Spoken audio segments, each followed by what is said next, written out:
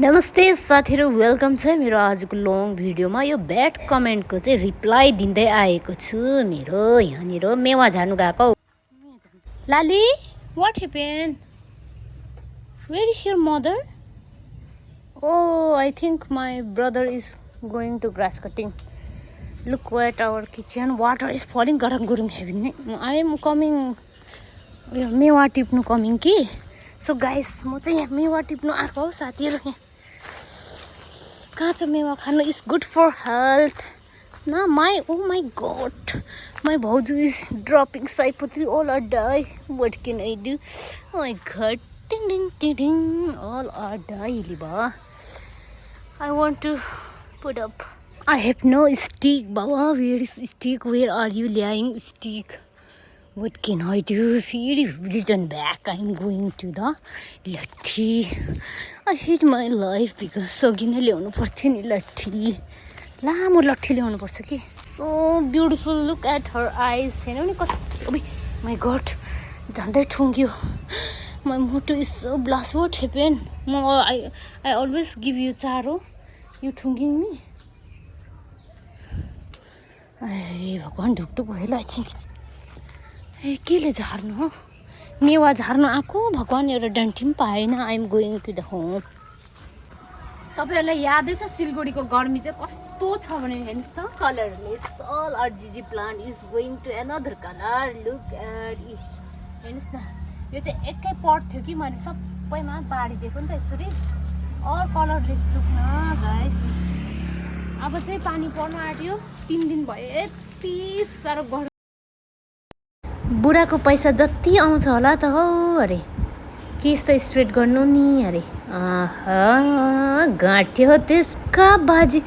मेरो बुढा चाहिँ फ्यामिलीसँग यति टाढो टाढो बसेर वर्षा 2 महिनामा काम गर्नु गएको छ। मेरो केस स्ट्रेट गर्नुको लागि चाहिँ पैसा कमाउनु गएको। ए अरे गाँठे, आर्मीहरू त सबै आफ्नो बुढीको केस स्ट्रेट गर्नुको लागि पैसा कमाउनु पो गएको रहेछ त गाँठे। हो के भन्नु खोजेको? ए बाबा, तिम्रो पनि पैसा छ नि गर न हौ। ए गाँठे त्यसका बाजे, मेरो बुढा चाहिँ यति टाढो ड्युटी गर्नु गएको चाहिँ मेरै केस स्ट्रेट गर्नुको लागि हो। अरे पैसा आउँछ आफ्नै केमा हाल्नुपर्छ, कसो गर्नुपर्छ। चमाउदेखिको मान्छेहरू पनि हुन्छ हौ त्यसका बाजे। छोडिदिनु यस्तो कमेन्ट गर्नेको न। छरछिमेकीसँग तिमी मिल्छौ न, यताउताको मान्छेसँग मिल्छौ होला र मलाई नचिन्छौ र यस्तो कमेन्ट गर्छौ। त्यो छेउछेउकोलाई त कस्तो कमेन्ट गर्छौ होला है तिमी। गाँठे के कमेन्ट गरेको त्यस्तो? जति आउँदो होला त पैसा त स्ट्रेट गर्नु। अरे टाइम आएपछि आफै गर्छु नि, मेरो खुसी नि हो। त्यति नै चिन्तित छौ भने म QR कोड पठाइदिन्छु, पैसा हालिदिन्छु, गरिदेऊ न। अन्त के छ र स्ट्रेट गर्नु होइन र? यस्तो मान्छेहरूलाई त इग्नोर नै गर्दिनँ। जिन्दगीमा न अगाडि जान्छ न पछाडि जान्छ। अर्काकै कुरा काट्नेहरू चाहिँ यस्तो खालके हुन्छ है साथीहरू। र यहाँ बगान बेदी देखाउँदैछु, रो फुल बिजन दिन्छु, मेरो घरमा आइज। अर्का कुरा गर्नु, अर्काको केस हेर्नु, अर्काको नाइटो हेर्नु, अर्को आँखाको परेला कोठी हेर्दै तेलकोठी हेर्दै बस। यहाँ आइज, म फुल दिन्छु। यो चाहिँ तैँले मलाई कमेन्ट चाहिँ केमा गरेको छस् भने मेरो पुरानी भिडियोमा गरेको छस्। I hate this type of. हटाउनु त्यस्तो खालके इगो, एन्जाइटी, डिप्रेसन। के भन्नु खोजेको त्यस्तो? आइज बिजन दिन्छु, कस्तो दामी दामी कलर छ हो त्यसका बाजे। अन्त अब यसको चाहिँ सिजन हो साथीहरू, फुल्ने टाइम भयो। अब चाहिँ मैले चाहिँ यसपालि चाहिँ एकदमै रोप्नु पाइनँ हो। बाढेर सकिए सर्किए थुकले। यति बेसी बाढ्यो कि आफूले रोप्नु पनि पाएन। प्रेसर चाहिँ हाई हुन्छ नि त कोही बेला यस्तो कमेन्टहरू आउँदा। प्रोफाइल चेक गरेर हेरेको त बुई भगवान, जुरेली डाँडाको जुरेली सेम रहेछ तिमी। तिम्रो केस फर्स्ट स्ट्रेट त होइन, तेरो केसमा केरेटिन गर। प्रेसर हाई हुन्छ। मेरै कुरा गर्दैछस् कि सर्क्यो यहाँ हेर। मखमली पछौडीले सानुमा मुहार। मखमली फुल पनि चिन्दैन सला। अर्काको केस हेर्नेले के चिन्छ? मखमली फुल सिजन फुल हो यो, भाइटिकामा काम लाग्छ। जी कमेन्ट गर्नुभन्दा अगाडि सोच भन्दैछु नि मैले। त्यहाँनिर यहाँ हेर खर्सानी घरमै पाएको छ मेरो।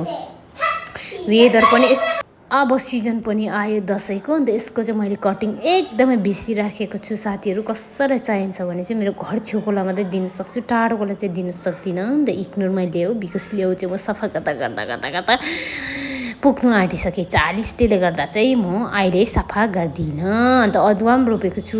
मखमली चाहिँ यहाँ छ हौ पुरा आँडै बिजन गाँठे गम त दामी फुल्दैन फुलिजान्दा। यसरी फुल रोप्नु नि त्यो ब्याड कमेन्ट गर्दै बस्नुभन्दा त जिन्दगीमा कम त दामी फुल्दैन।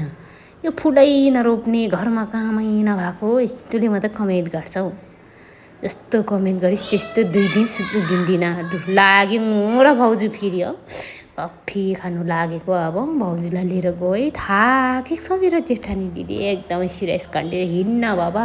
आज मेरो भाउजूले चाहिँ यति बम पैसा थापेको छ नि त जसरी भए पनि दे जसरी भए पनि मलाई पार्टी दे भनेको हाँसेर हुर्कै मेरो भाउजू फेरि त्यसका बाजे। अन्त let's move we are together we are party coffee party भनेर चाहिँ मैले कोही बेला मेरोमा हुँदा म दिन्छु, कोही बेला भाउजूले हुँदा भाउजूले दिन्छ। अन्त जाउँ न बाबा जाउँ भने मैले भाउजूलाई होइन। अन्त हामी दुईजना लाग्यौँ र भाउजूले चाहिँ यहाँ ब्याग कटाउनु थाल्यो। अब चाहिँ निकाल्यो बुङ बुङ। र तपाईँहरू पनि यहाँ आउनु सक्नुहुन्छ। यति दामी जग्गा छ यो मेरो घरको पल्लोपट्टि हाट वाटर। यति साह्रो दामी छ, खानेकुराहरू पनि यति मिठो मिठो पाउँछ। मेरो चाहिँ यो 3rd टाइम हो। अस्ति दिदीहरूसित एकपल्ट भाउजूसितै आएको थिएँ। अन्त सानो कफी पार्टी गरौँ भने चाहिँ गयौँ। यदि तपाईँहरूलाई आउनु इच्छा लागेछ भने कन्ट्याक्ट नम्बर चाहिँ दिन सक्दिनँ, आफै आएर बस्नुहोस् ल। यहाँ चाहिँ कस्तो दामी छ शीतल फेरि साह्रै दामी भ्यूहरू होइन यति दामी छ। तपाईँहरू पनि आउनु सक्नुहुन्छ। अन्त यो रहेको छ हाट वाटर गुल्मा ढाबाकै छेउमा। यो चाहिँ मेरो घरको छेउमा। हेर्नुहोस् न कस्तो सुन्दरी सो ब्युटिफुल वेदर टुडे न। Oh my God I can't handle many many greenery look at view. साह्रै भन्नु साह्रै दामी चाहिँ खानेकुरा चाहिँ एकदमै दामी पाउँछ। यो रेस्टुरेन्टको नाम चाहिँ हाट वाटर हो। एकदमै दामी सुन्दर छ। यो चाहिँ माथिदेखि तल हेर्दा चाहिँ यस्तो दामी देख्छ। अन्त हाम्रो फाइनली कफी पनि आयो एकदमै मिठो।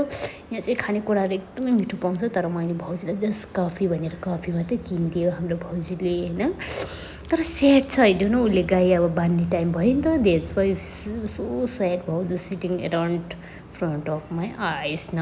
Many many problem. अब घरको प्रब्लम कसलाई भन्नु न भिडियोमा भन्नु न कसैलाई भन्नु न कहाँ जानु। त्यस्तो भएर चाहिँ कफी मात्रै खाएर फर्क्यो।